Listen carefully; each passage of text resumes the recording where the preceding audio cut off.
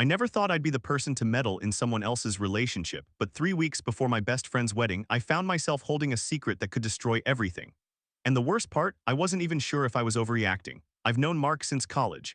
We met freshman year in an intro to philosophy class. He was the guy who always had to argue every point, even when the professor was clearly ready to move on. He's fiercely logical, sometimes to a fault, but he's one of the most loyal people I've ever met. We became close fast, stayed close after graduation, hung out every couple weeks without fail. I was there for every breakup, every job crisis, every existential panic in his mid-20s. When Mark started dating Laura in grad school, I was genuinely happy for him. She was shy, quiet, a little reserved. That seemed fine. She fit into our group of friends okay, even if she didn't say much. For the first few years, I had zero problems with her. If anything, I worried that Mark's strong personality might overwhelm her. He's intense, he debates everything, sometimes even when you're not trying to debate. I saw him talk over her at dinner once and I made a mental note to check in with her later. But she seemed fine, she'd just smile and let him finish. Then around the 3-year mark, Laura started opening up more. At first it was great. My girlfriend Julie and I started double dating with them. The four of us went out regularly, dinners, hiking trips, board game nights. Julie and Laura got close, texting each other, hanging out one-on-one. I told Julie how happy I was that Laura was coming out of her shell. Julie nodded, but I could tell she had a look. That look came into focus about 2 years ago. That's when things started to shift. I remember a dinner at a Thai place near our apartment. Laura had just finished complaining about Mark's mom offering to pay for the wedding cake. She said the offer felt condescending. Mark tried to explain that his mom was just trying to help, but Laura cut him off. "You always take her side," she said. Her voice was sharp, loud enough for the table next to us to turn their heads. Mark's face went red. He asked if they could talk about it later. Laura said, "Why? So you can pretend everything's fine?" It went on like that for 10 minutes. Julie and I sat there pushing our food around the plates. I didn't know where to look. Mark eventually just stopped responding. He stared at the wall. Laura kept going. That night driving home, Julie said, "That was not great." I agreed. I told myself it was just wedding stress. People get crazy about cakes and flowers. It didn't have to mean anything. But then there were more incidents. Laura started airing their dirty laundry in front of us, private stuff that I didn't want to hear. She complained that Mark didn't compliment her enough, that he spent too much time on his phone, that he didn't help with chores even though he worked from home. Some of it sounded legitimate, but the way she said it, like she was gathering ammunition for a public trial, made my stomach turn. Mark would sit there, shoulders hunched, offering one-word answers. The guy who once debated a philosophy professor into silence suddenly couldn't get 2 sentences out without her cutting him off. I started noticing other things. Laura would make jabs about Mark's weight. She'd roll her eyes when he told a story. She'd correct his grammar in front of everyone. It was subtle at first, but after a while it felt like she was constantly chipping away at him, and he was just taking it. A few months ago, Julie and I went over to their place for a barbecue. Laura had been drinking, and at some point she brought up the topic of kids. She said she wasn't sure she ever wanted them. Mark's face went white. He said, "I thought we were on the same page about this." Laura just shrugged. People change. Mark didn't say much after that. Later that night, while the women were in the kitchen, he pulled me aside and told me that having kids was a non-negotiable for him. He said he'd wanted them his whole life. He said Laura knew that, but now she was saying she needed more time to think. More time. The wedding was in 4 months at that point. I asked him what he was going to do. He said he'd talk to her. He said, "We'll figure it out." But they didn't figure it out. The wedding kept moving forward. The invitations went out. The deposits were paid. Every time I saw him, he seemed more worn down. Laura, on the other hand, was buzzing with energy. She was micromanaging every detail of the wedding, complaining about his parents' requests, complaining about the venue, complaining about the bridesmaids. She complained that his parents bought them a plane ticket for a honeymoon they hadn't asked for. "They think they can just buy our love," she said. I watched Mark's face fall. He loved his parents. They'd always been supportive. I started talking to our other friends. It turned out I wasn't the only one noticing. Rob, one of our close friends from college, told me he'd seen Laura scream at Mark in the parking lot of a supermarket. Another friend, Lucy, said Laura had texted her late one night asking if she thought Mark was still in love with his ex from college. Lucy didn't even know about an ex. It was bizarre. I kept thinking there must be something I was missing. Maybe Laura was just really stressed. Maybe Mark wasn't telling me his part in it. Maybe I was being too protective. But then came the thing that pushed me over the edge. About 2 weeks ago, Julie told me something that Laura had said to her over lunch. Laura had asked Julie if she thought Mark was too attached to me. She said I was a bad influence, that I encouraged him to rebel against her. Julie laughed it off, but Laura didn't drop it. She said, "I feel like he listens to her more than he listens to me." I was floored. I've never done anything to undermine their relationship. If anything, I've always told Mark to try to see things from her perspective. I've invited them both. I never thought I'd be the person to meddle in someone else's relationship, but 3 weeks before my best friend's wedding, I found myself holding a secret that could destroy everything. And the worst part, I wasn't even sure if I was overreacting. I've known Mark since college. We met freshman year in an intro to philosophy class. He was the guy who always had to argue every point, even when the professor was clearly ready to move on. He's fiercely logical, sometimes to a fault, but he's one of the most loyal people I've ever met. We became close fast, stayed close after graduation, hung out every couple weeks without fail. I was there for every breakup, every job crisis, every existential panic in his mid-20s. When Mark started dating Laura in grad school, I was genuinely happy for him. She was shy, quiet, a little reserved. That seemed fine. She fit into our group of friends okay, even if she didn't say much. For the first few years, I had zero problems with her. If anything, I worried that Mark's strong personality might overwhelm her. He's intense, he debates everything, sometimes even when you're not trying to debate. I saw him talk over her at dinner once and I made a mental note to check in with her later, but she seemed fine. She'd just smile and let him finish. Then around the 3-year mark, Laura started opening up more. At first it was great. My girlfriend Julie and I started double dating with them. The four of us went out regularly, dinners, hiking trips, board game nights. Julie and Laura got close, texting each other, hanging out one-on-one. I told Julie how happy I was that Laura was coming out of her shell. Julie nodded, but I could tell she had a look. That look came into focus about 2 years ago. That's when things started to shift. I remember a dinner at a Thai place near our apartment. Laura had just finished complaining about Mark's mom offering to pay for the wedding cake. She said the offer felt condescending. Mark tried to explain that his mom was just trying to help, but Laura cut him off. "You always take her side," she said. Her voice was sharp, loud enough for the table next to us to turn their heads. Mark's face went red. He asked if they could talk about it later. Laura said, "Why, so you can pretend everything's fine?" It went on like that for 10 minutes. Julie and I sat there, pushing our food around the plates. I didn't know where to look. Mark eventually just stopped responding. He stared at the wall. Laura kept going. That night, driving home, Julie said, "That was not great." I agreed. I told myself it was just wedding stress. People get crazy about cakes and flowers. It didn't have to mean anything. But then there were more incidents. Laura started airing their dirty laundry in front of us, private stuff that I didn't want to hear. She'd complain that Mark didn't compliment her enough, that he spent too much time on his phone, that he didn't help with chores even though he worked from home. Some of it sounded legitimate, but the way she said it, like she was gathering ammunition for a public trial, made my stomach turn. Mark would sit there, shoulders hunched, offering one-word answers. The guy who once debated a philosophy professor into silence suddenly couldn't get 2 sentences out without her cutting him off. I started noticing other things. Laura would make jabs about Mark's weight. She'd roll her eyes when he told a story. She'd correct his grammar in front of everyone. It was subtle at first, but after a while it felt like she was constantly chipping away at him, and he was just taking it. A few months ago, Julie and I went over to their place for a barbecue. Laura had been drinking, and at some point she brought up the topic of kids. She said she wasn't sure she ever wanted them. Mark's face went white. He said, "I thought we were on the same page about this." Laura just shrugged. People change. Mark didn't say much after that. Later that night, while the women were in the kitchen, he pulled me aside and told me that having kids was a non-negotiable for him. He said he'd wanted them his whole life. He said Laura knew that, but now she was saying she needed more time to think, more time. The wedding was in 4 months at that point. I asked him what he was going to do. He said he'd talk to her. He said, "We'll figure it out." But they didn't figure it out. The wedding kept moving forward. The invitations went out. The deposits were paid. Every time I saw him, he seemed more worn down. Laura, on the other hand, was buzzing with energy. She was micromanaging every detail of the wedding, complaining about his parents' requests, complaining about the venue, complaining about the bridesmaids. She complained that his parents bought them a plane ticket for a honeymoon they hadn't asked for. "They think they can just buy our love," she said. I watched Mark's face fall. He loved his parents. They'd always been supportive. I started talking to our other friends. It turned out I wasn't the only one noticing. Rob, one of our close friends from college, told me he'd seen Laura scream at Mark in the parking lot of a supermarket. Another friend, Lucy, said Laura had texted her late one night asking if she thought Mark was still in love with his ex from college. Lucy didn't even know about an ex. It was bizarre. I kept thinking there must be something I was missing. Maybe Laura was just really stressed. Maybe Mark wasn't telling me his part in it. Maybe I was being too protective. But then came the thing that pushed me over the edge. About 2 weeks ago, Julie told me something that Laura had said to her over lunch. Laura had asked Julie if she thought Mark was too attached to me. She said I was a bad influence, that I encouraged him to rebel against her. Julie laughed it off, but Laura didn't drop it. She said, "I feel like he listens to her more than he listens to me." I was floored. I've never done anything to undermine their relationship.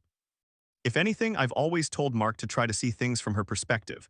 I've invited them both to every gathering, made sure Laura felt included, and now she was painting me as the villain. I told Julie I needed to talk to Mark alone. She said, "If you do this, you have to be ready for him not to believe you or for him to walk away from the friendship." I knew she was right. But I also knew that if I stayed quiet while he walked into a marriage that had these kinds of red flags, I'd never forgive myself. Last Saturday, I invited Mark to grab a beer at a dive bar we used to go to in college. It was a quiet place with sticky floors and a jukebox that only played classic rock. We ordered 2 pints and sat in a corner booth. For a while we talked about work, his job as a data analyst, my new project, small talk. He looked tired, there were dark circles under his eyes. I took a deep breath and said, "Mark, I need to ask you something and I need you to be honest with me." He raised an eyebrow. "That sounds serious." "It is," I said. "Are you sure you want to marry Laura?" He didn't answer right away. He stared at his beer, turning the glass in his hands. "Why are you asking that?" I told him everything, the fights, the complaints, the things she'd said about his parents, about me, about kids. I told him about the parking lot screaming match that Rob had seen. I told him about the text to Lucy. I told him that a bunch of our friends were worried, that Julie was worried, that I was worried. I said, "I'm not trying to break you guys up. I'm trying to figure out if you're okay, because from the outside it doesn't look like you're okay." He was quiet for a long time, then he said, "I know." I didn't say anything. "I know things aren't great," he continued. "But I keep thinking if we just get through the wedding, things will settle down." She's stressed. "The wedding is huge, her mom is pressuring her. His family, I just want to be a good partner." "Mark," I said, "she screamed at you in a parking lot. She's questioning whether you want kids after years of agreeing to it. That's not stress, that's a fundamental problem." He rubbed his face with both hands. "What am I supposed to do, call off the wedding? We've already spent tens of thousands of dollars. Her parents would lose their deposit. Her dress is sitting in our guest room. Everyone we know has booked flights. So what, you'd rather spend the rest of your life unhappy?" He didn't answer. He finished his beer in one long gulp and said, "I need to think." I told him I'd support whatever he decided. But I also told him that if he went through with it, he needed couples counseling at the very least. He nodded. We hugged outside the bar and he walked to his car with his hands in his pockets. That was 3 days ago. I haven't heard from him since. Julie says I did the right thing, but I can't shake the feeling that I might have just lost my best friend, or that I've planted a bomb that's about to go off. Either way, there's no taking it back. That story had me rattled for weeks, but it wasn't the only relationship nightmare I'd been dragged into. My own marriage had collapsed in a way I never saw coming, and it started at a birthday party. I'm a 27-year-old guy and I've been married to Peter for 3 years. We dated for 6 before that. Peter is 37 and he has an ex-wife named Allison. He divorced her a year before we met. I knew he was bisexual, that never bothered me. I also knew his family was homophobic. They'd always made comments about how he should get back together with Allison, how he was just confused, how being with a man wasn't real. I ignored it because Peter loved me and we had a son, Jack, who we adopted after we got married. Jack is 7. I treat him like my own blood. 2 weeks ago, we drove up to Peter's hometown for Jack's birthday party. His mom insisted on hosting. I didn't love the idea because of her history with Allison, but Jack was excited to see his cousins. So I went, I smiled, I helped blow up balloons. The party was at his parents' house. About an hour in, the doorbell rang. I was in the backyard helping Jack open a present.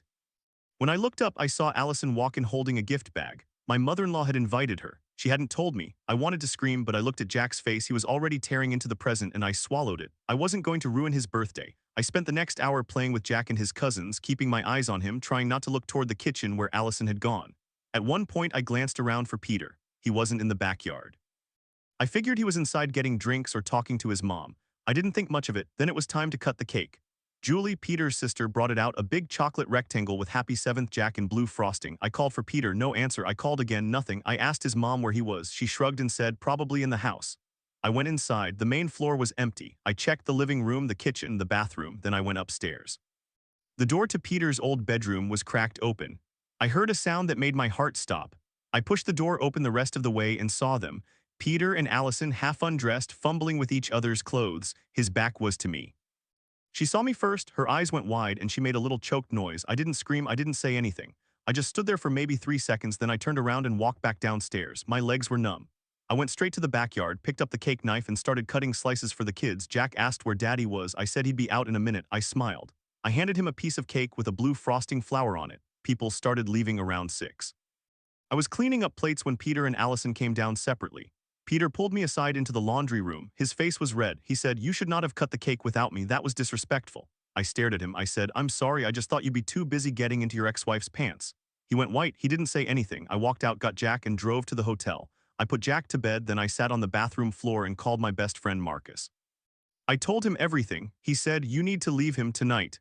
But I didn't have a car that wasn't packed with Jack's stuff. I didn't have a plan. I just sat there until the floor got cold. Peter showed up at the hotel around 11. He knocked. I didn't open the door. He texted me, "Please let me explain." I typed back, "No." He stayed outside for an hour, then left. The next morning, I drove Jack home. Peter wasn't there. His mom called me 6 times. His sister called twice. I didn't answer. I packed bags for me and Jack and went to Marcus's place. Peter showed up at Marcus's apartment that night crying, saying he was sorry that Allison had seduced him, that he was weak. I said, you were in your childhood bedroom with your ex-wife on your son's birthday. Don't say another word. I called a divorce lawyer the next day. Peter kept texting, kept calling. His mom left voicemails calling me a homewrecker. She said, if you hadn't stolen him from Allison, none of this would have happened. That was when I realized I never had a chance with that family. It's been 2 months now. Jack asks about his dad sometimes, and I say we're taking a break. I don't know if I'll tell him the truth when he's older. Maybe I'll wait until he's grown, or maybe I'll never tell him. Some things don't need to be shared. That whole mess taught me something important. Trust is a fragile thing. One crack and the whole thing shatters. A while after my marriage fell apart, I transferred to a new department at work. I needed a fresh start. I've always been a private person. Work is work, home is home. I never mix them. So when I started at the new office, I kept my head down. I didn't mention my husband, my twin daughters, my weekends kayaking or rock climbing. I used a shortened version of my name. Everyone called me Ali. It wasn't deceit, it was just easier. For 9 years, it worked. I had good friendships with my coworkers, but we talked about TV shows, sports, political gossip, not about kids or marriages or family dinner drama. Then Melinda joined the team. Melinda was hired about a year ago. She was nice enough at first, friendly, eager, always bringing in donuts. But she had a knack for asking pointed questions. She wanted to know where you grew up, what your parents did if you had siblings. I deflected every time. Oh, you know, same old, same old. She'd smile, but I could see her eyes narrow. She started digging. She went through old employee directories, found my full legal name. Then she did a white pages search. Then she cross-referenced Facebook. I don't post much, but some of my photos were public because I tagged friends who had public settings. She found pictures of me holding my daughters at a softball game. She found my husband's profile. She found our house on Zillow. One Friday, she walked into the break room with a smug grin on her face. Over lunch, she announced to everyone, did you know Ali is married with 2 kids? And she has a dog. She plays softball, she kayaks, she even mountain climbs. I found her on Facebook. The room went quiet. A couple people looked at me confused. I said, Melinda, I don't talk about my personal life at work because I don't want to. That's my choice. She shrugged. I just thought people would want to know. We're all family here, right? I felt my face go hot. I excused myself and went to HR. I explained the situation, that I'd never shared any of this, that Melinda had snooped, that I felt harassed. HR took notes but said they'd need to talk to her. Meanwhile, the gossip spread. Suddenly, everyone was asking me about my kids, my husband, my weekends. One guy, Hank, said, why didn't you tell us? We thought you were single, I said, because it's none of your business. That didn't go over well. Melinda started spreading rumors that I was hiding something. She told people I must be ashamed of my family or maybe I was in witness protection. She even joked that maybe my husband was imaginary. I ignored it. But then the boss handed me a huge project, the biggest of the year. It was important, time-sensitive, and he'd only give it to someone he trusted completely. I was honored. Melinda was furious. She started making snide comments in meetings. She'd say things like, some of us don't have a secret life to hide so we can focus on work. I went to HR again. I told them it was hostile work environment. They said they'd talk to her again, but nothing happened. Then about 2 weeks ago, I was diagnosed with cancer. I'm not going into details. It's treatable, but it's aggressive. I had to take time off. I told my boss only what I had to. But Melinda found out anyway. She found out by stealing a document from my desk, a medical leave form. She photocopied it and sent it to the entire team email list with the subject line, Prayers for Ali. I got a call from my coworker Lucy crying. She said, did you see the email? When I opened it, I saw my private medical information on display, my diagnosis, my treatment dates, everything. Melinda had included a note. I thought everyone should know so we can support her. I felt sick. I called my lawyer. I filed a formal complaint with HR and demanded an investigation. I also sent a cease and desist letter to Melinda through my attorney. She was put on administrative leave last Monday.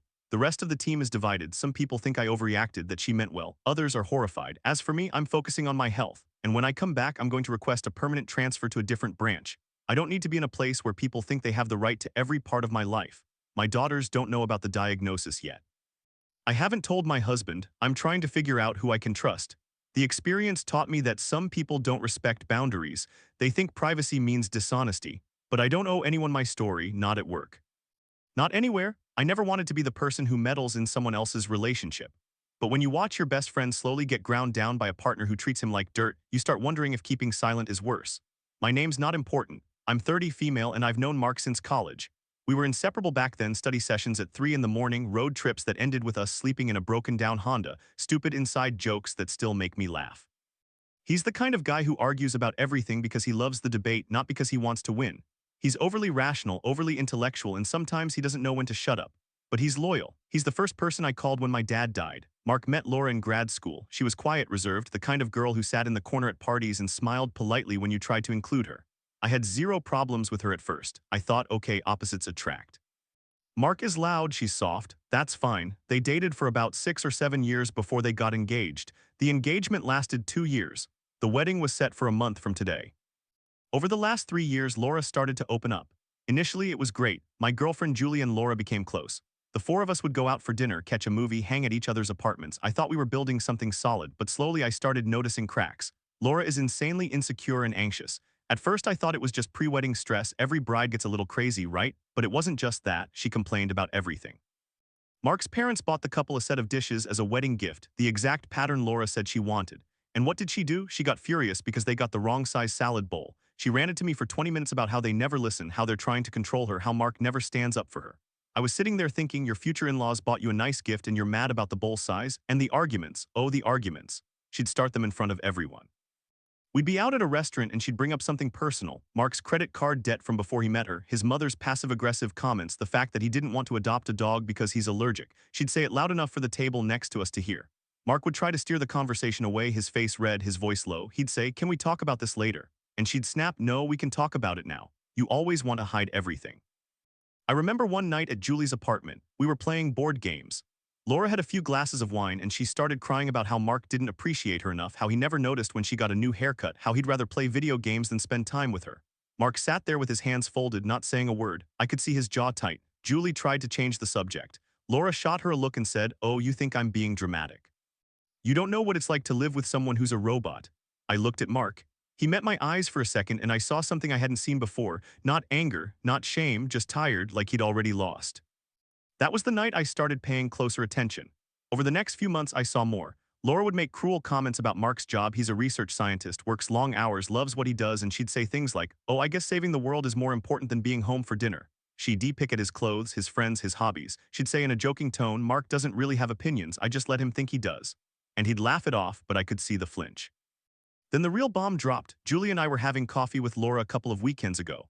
Laura was in a good mood for once, talking about the honeymoon plans, a trip to Costa Rica, all-inclusive, ziplining and beaches. And then she said, after the wedding, we'll probably start trying right away. I mean, I'm not getting any younger. I blinked. Trying? For kids? She nodded. Oh yeah, Mark's always wanted kids. I wasn't sure at first, but now I think it's time.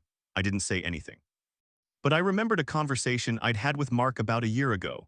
He told me point blank that Laura wasn't sure about having children. He said, I want kids. I need a partner who will at least consider it. We've been going back and forth for 2 years. He said it in a quiet voice, almost ashamed. He said he loved Laura, but he wasn't sure they were compatible on that one fundamental thing. I told him to talk to her. He said he'd tried. She always changed the subject. Now here she was, telling me they were going to start trying after the wedding, like it was a done deal, like she decided for both of them. I felt a cold knot in my stomach.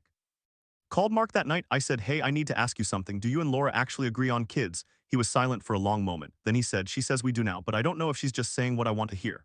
Mark, she told me you're going to start trying right after the wedding. She said it like it was already decided. I know, she told me the same thing, but I'm scared, man. I'm scared she's going to change her mind again, or that she's just doing this to keep me. I didn't know what to say. I wanted to tell him he shouldn't marry her. But that's a huge thing to say to a friend. You don't just drop that bomb without proof. The next week, we all went to a barbecue at another friend's house. Laura got drunk. She started complaining about Mark's mother again, this time in front of a group of people. She said, his mom thinks I'm not good enough. She wanted him to marry some rich princess from their country club, and he just lets her talk to me like that. Mark said, Laura, I've talked to my mom, you know that. You don't talk to her enough, you never defend me. I do defend you. What do you want me to do? Cut her off? Maybe if she can't respect me, why should we even have her at the wedding? The whole table went quiet. Someone coughed. Mark stood up, excused himself, and walked inside. I followed him. He was standing in the kitchen, gripping the counter. His hands were shaking. He said, I don't know if I can do this. I said, then don't. He looked at me. It's a month away, the deposits are paid, the invitations are sent, my parents already booked their flights. Everyone expects it. Mark, that doesn't mean you have to go through with it. He rubbed his face. I love her, I do, but she's not the person I thought she was. She's angry all the time, she picks fights. She humiliates me in front of our friends, and now she's talking about kids like it's a bargaining chip. We stood there for a long time, then Laura walked in, all smiles. There you are, we're doing shots, come on. She grabbed Mark's hand and pulled him back outside. He didn't resist. I haven't talked to him since. The wedding is in 3 weeks. I keep going back and forth. Should I sit him down and tell him everything I've seen? Should I show him this, the pattern of cruelty, the fundamental disagreement, the way she treats him like a project she's trying to fix? Or should I stay out of it and let him make his own mistake? Julie thinks I should say something. She says, if he marries her and it's a disaster, he'll resent you for not warning him. But another part of me worries he'll resent me for interfering. What if he chooses her over me? What if I lose my best friend because I couldn't keep my mouth shut? I don't know. I'm sitting here at my desk staring at my phone. I've typed out a text to him 5 times and deleted it 5 times. The last one said, I need to talk to you before the wedding, it's important. I haven't sent it yet, maybe I'm overreacting. Maybe Laura is just stressed. Maybe after the wedding things will calm down, but I've seen too much. And that thing about kids, that's not a small thing, that's a life ruiner if they're not on the same page. I'll probably send the text tonight, or maybe I'll just show up at his apartment and say, Mark, don't do it. Because sometimes your friend needs you to be the bad guy. Sometimes you have to say the thing that makes you the jerk to save them from a bigger pain later. I just hope he listens. I never did send that text. I sat there for an hour, thumb hovering over the send button, and then I put my phone in my desk drawer. I told myself I was being dramatic. I told myself that couples fight, that weddings are stressful, that Laura was just nervous, but deep down I knew I was making a mistake.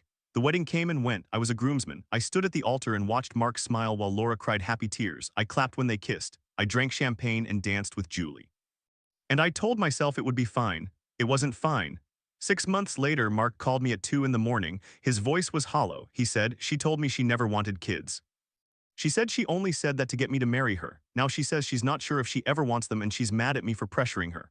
I didn't say I told you so. I just listened. But I thought about that barbecue, that kitchen, that look on his face. I thought about how we let our friends make the biggest mistake of their lives because we didn't want to be the bad guy. That's the thing about red flags, you see them, but you don't want to be the one to point them out. I thought I knew what betrayal looked like, but then I lived through my own version. Let me tell you about Peter. I'm 27. I've been married to my husband for 3 years, together for 6. His name is Peter and he's 37. When we met, I was 21 and he was 31. I know, age gap, whatever, but it worked. He was kind, attentive, funny. He had a son from a previous marriage, Jack, who was 4 at the time. The ex-wife, Allison, was out of the picture, divorced a year before we met. Peter said she was toxic, manipulative, that the marriage had been a mistake. I believed him. His family was another story. They were homophobic. Not in a violent way, just in that constant grinding way where they'd say things like, you know, Peter, you could still find a nice woman, or Allison was such a sweet girl, I don't know why you let her go. They never accepted me. I was always Peter's friend or that guy he lives with. I put up with it because I loved Peter and I loved Jack. Jack was the best thing that ever happened to me. We adopted him after we got married. I was his dad in every way that mattered. We had a good life. Good jobs, a nice house in the suburbs, a dog. I thought we were happy. But then Peter's mom started ramping up the pressure. She'd call him every week and say things like, when are you coming home for a visit? Bring Jack, you don't have to bring him. Meaning me. Peter always made excuses. But then Jack's 7th birthday came around and his mom insisted we celebrate at her house. She said it was time for the whole family to be together. I wanted to say no, but Peter said, come on, it's one weekend for Jack. We drove 6 hours to his hometown. I spent the whole drive with a knot in my stomach. The party was set for Saturday afternoon. We got there, set up the cake, the decorations. Jack was excited, his cousins were there, I was trying to enjoy myself. Then about an hour into the party, his mom walked in with Allison. I didn't know she was coming, nobody told me. Peter looked at his mom and his mom just smiled. I looked at Peter and said, did you know about this? He said no, but his voice was weird. I let it go because Jack was running over to show me his new Lego set. I spent the next hour playing with him and the other kids. I kept glancing over at Peter and Allison.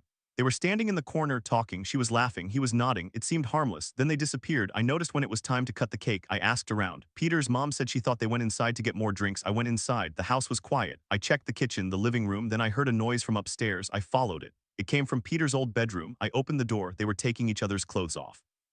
Allison's shirt was already off. Peter's hand was on her waist. They froze when they saw me. I stood there for maybe 3 seconds, then I closed the door and walked back downstairs. I didn't scream, I didn't cry. I went back outside, helped Jack cut the cake, opened presents, smiled for photos. Peter and Allison came back down about 20 minutes later. They were both red-faced. Peter took me aside and said, you shouldn't have cut the cake without me, that was disrespectful. I looked at him and said, I'm sorry, I just thought you'd be too busy getting into your ex-wife's pants. He went white. I took Jack and left. I drove back to the hotel, put Jack to bed, and then I sat on the bathroom floor and called my best friend. I was shaking. She said, what are you going to do? I didn't know. Peter called me 20 times that night. I didn't answer. The next morning he showed up at the hotel. He was crying. He said it was a mistake, that he was weak, that Allison had seduced him, that his mom had set it up. He said he loved me, that he didn't want to lose me. I told him I needed space. I took Jack home. I told Jack that Daddy Peter had to stay with his parents for a few more days. I spent the next week in a fog. I couldn't eat. I couldn't sleep. I kept seeing that image, their hands on each other, their clothes on the floor. I started going through Peter's phone records. I found out he'd been texting Allison for months. They were talking about meeting up. She was saying how much she missed him. He was saying he missed her too. They had even talked about me, calling me the roommate and the babysitter. I confronted him. He admitted it. He said it was emotional cheating, not physical, until the party. He said he was sorry. He said he would go to therapy. He said I was his soulmate. I told him I needed to think. Then I found out something else. Allison had a 14-year-old son, and Peter had known about him. He had been helping her raise that boy before they divorced. And the divorce, it wasn't because she was toxic, it was because she had an affair with a woman. Peter's family had covered it up because they didn't want the shame of a gay ex-wife. They blamed Peter for not being man enough. I sat there in our living room, my son playing in the other room, and I realized I didn't know my husband at all. I had married a man who let his family treat me like garbage, who cheated on me with the woman he swore he hated, who lied about his entire past. And his family, they had orchestrated the whole thing. His mother invited Allison. His father kept Peter distracted. They wanted him to leave me to go back to her to be normal.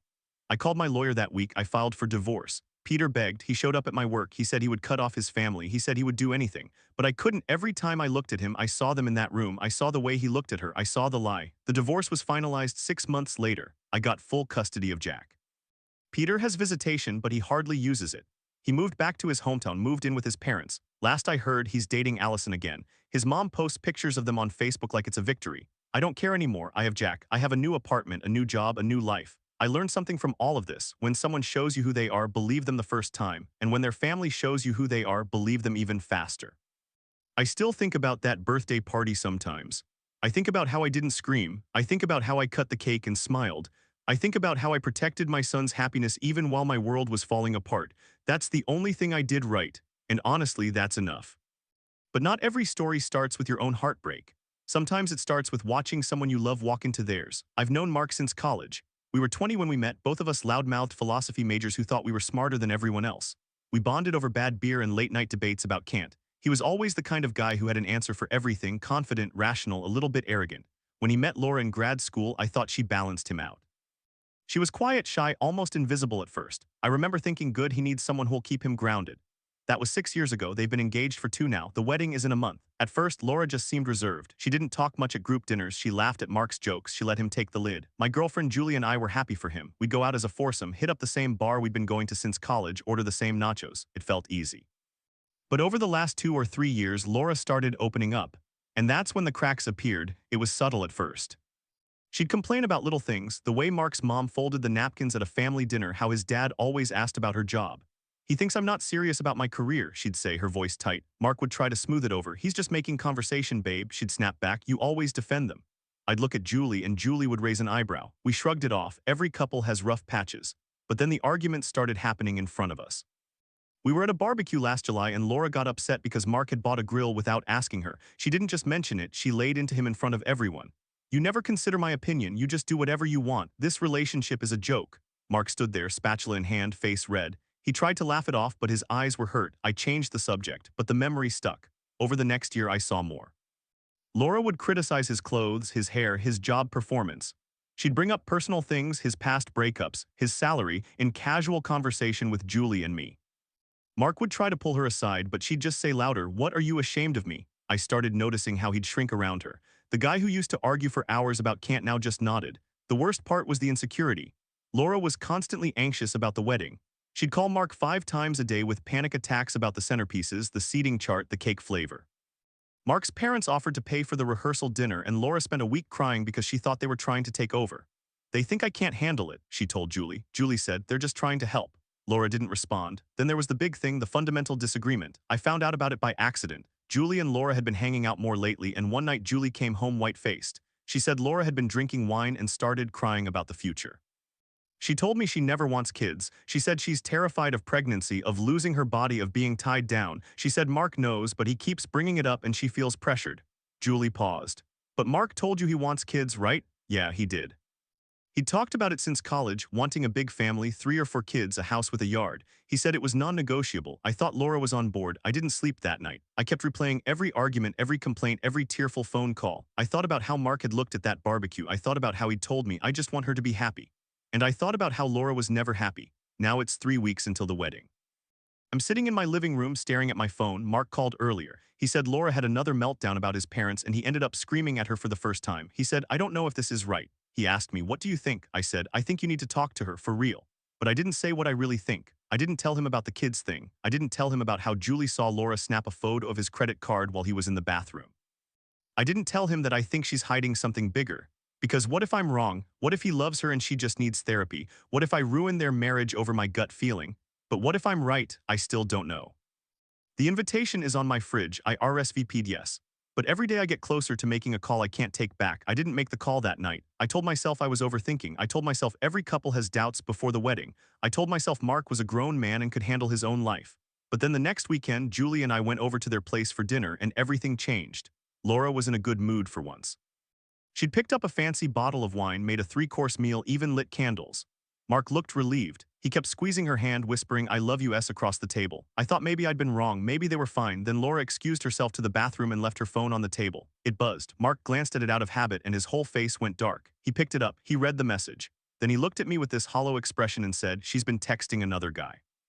For months, sexting, she told him I'm a controlling monster and she's only marrying me because my parents are paying for everything. Julie almost choked on her wine. I didn't say anything. I just watched Laura come back all smiles and Mark held up the phone. The fight that followed was ugly. She screamed he had no right to invade her privacy. He screamed back about trust and betrayal. I grabbed Julie and we left. The wedding was called off 2 days later. Mark moved out of their apartment. He stayed with me for a week, crying on my couch, asking what was wrong with him. I told him nothing. Laura was the problem, not him. He asked if I had known. I said I'd suspected, but I didn't have proof. He didn't get mad, he just nodded. That was 6 months ago. Mark's doing better now. He's in therapy. He's talking about taking a job overseas. Laura tried to get him back, sent him long letters about how she was sorry, how she'd change. He burned them. I watched him do it, and I felt a weight lift off my shoulders. I hadn't ruined anything. I'd just given him the chance to see the truth before it was too late. But not every story ends with a clean breakup. Sometimes the mess follows you to the one place you thought was safe, work. I've worked in the same office for 9 years. I started as a temp, worked my way up to senior analyst. I'm good at my job and I've always believed in keeping work and home separate. I never talk about my personal life. Not because I'm ashamed, but because I've seen what happens when people overshare. My coworker Hank lost a promotion because a guy in HR knew he was going through a divorce and thought he couldn't handle the stress. Rob got laid off after he made the mistake of mentioning his side hustle on Slack. Lucy had a full breakdown when someone used her grief over her mom's death as gossip fuel, so I keep my mouth shut. I'm married. I have twin daughters who are 8 years old. We have a dog, a house with a white picket fence, and a garden I plant every spring. I play softball on weekends, I kayak on the river by my house, and I've climbed Mount Rainier twice. My coworkers don't know any of that. They know I like black coffee, I'm good with spreadsheets, and I can predict quarterly earnings with scary accuracy. That's it, that's all they get. Then Melinda was hired last year. She's the type who inserts herself into everyone's business under the guise of being friendly. She'd bring in homemade cookies and linger by your desk. She'd ask about your weekend, your plans, your family. I always redirected. Nothing exciting, you? She hated that. I could see it in her eyes, the hunger for information she could use. One Friday, she came into the break room with a smirk that made my stomach drop. She announced to everyone that I was married, had 2 daughters, a dog, a house, and that I played softball and kayaked. She said she found me on Facebook. She'd use my work email to find my White Pages listing, then cross-reference my married name. She'd even found a photo of me at a company picnic from 5 years ago that someone else had tagged. One of the few times I'd let my guard down. I didn't react, I just said, interesting. But inside I was screaming, I'd been so careful, and she'd basically stalked me online, all for what? To prove she could, to build social currency. I reported her to HR. They said they'd talk to her. But the damage was done. My coworkers started looking at me differently. They asked invasive questions. One guy said, "Why didn't you tell us? We're like family here." I wanted to laugh. That's exactly the mindset that gets people burned. Then things got worse. A few weeks later, I started feeling terrible. I had this cough that wouldn't go away, back pain, weight loss. I went to the doctor, they ran tests, they told me I had stage 2 lung cancer. I never smoked, but there it was, a knot in my chest the size of a golf ball. I told no one at work. I took a week off for medical appointments, and when I came back, I acted normal. But Melinda had been watching. She noticed I looked tired, that I was drinking more coffee, that I'd lost weight. She started spreading rumors that I was on drugs. I heard it from a friend in another department. Everyone's saying you have a secret addiction. Melinda said she saw you at a pharmacy picking up controlled substances. I couldn't take it anymore. I called a meeting with my boss. I told him the truth. I had cancer, I was undergoing treatment, and I needed some flexibility for appointments. I asked that it be kept confidential because I didn't want gossip. My boss was great. He put me on a reduced schedule, gave me a private office so I could rest, and assigned a major project to someone else. Melinda found out anyway. She complained to HR that I was getting special treatment, that I wasn't pulling my weight. She even suggested I might be faking it for sympathy. My boss shut her down hard, but the damage to my reputation was done. A few people still looked at me with suspicion. I'm still here, I'm still in treatment. The cancer is responding to chemo, I'm going to survive. And I've learned something: you can't hide forever. The truth always finds a way out, but you can choose who you let in. Melinda has been transferred to another department. I have my private office, my coffee, and my spreadsheets. And when I go home, I hug my daughters and my husband, and I don't think about her. Because at the end of the day, work is work. Home is home. and I refuse to let anyone steal my peace twice.